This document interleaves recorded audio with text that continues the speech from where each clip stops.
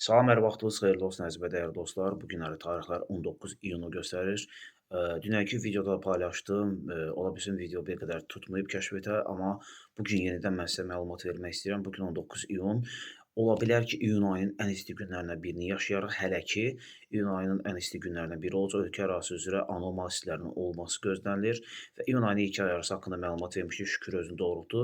Demişdik ki, iyunun ilk yarısında anormal isti olmayacaq, amma bugünkü gündə mən sizə tövsiyə eləyirəm ki, açıq havada çox gəzməyəsiniz, günəş altında çox olmayasınız. Çünki temperatura Bakı Abşeron yarımadası 35 dərəcə, ola bilər 35 dərəcəni keçsin və bir sıra bölgələrdə isə 40 plus dərəcə isti olması gözlənilir.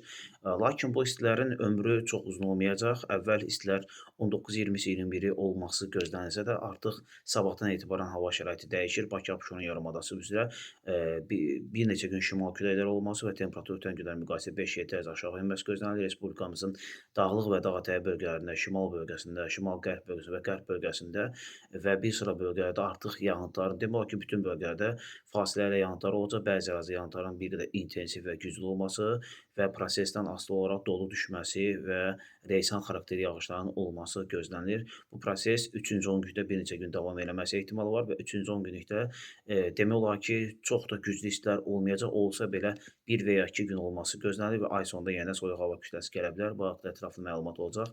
Bizləri izləməyi unutmayın və bolluca şərh yazın və bəyənin çoxlu bizim çox xahiş edirəm və bunu artıq dərəcədə rica edirəm dostlar. 1000, 2000, 3000, 4000, 75 min adam görür, amma bəyənmə sayı azdır. Bəyənməni çoxaldaq, kəşfiyyata düşək. Sizləri çox sevirəm, yaxşı ki varsınız.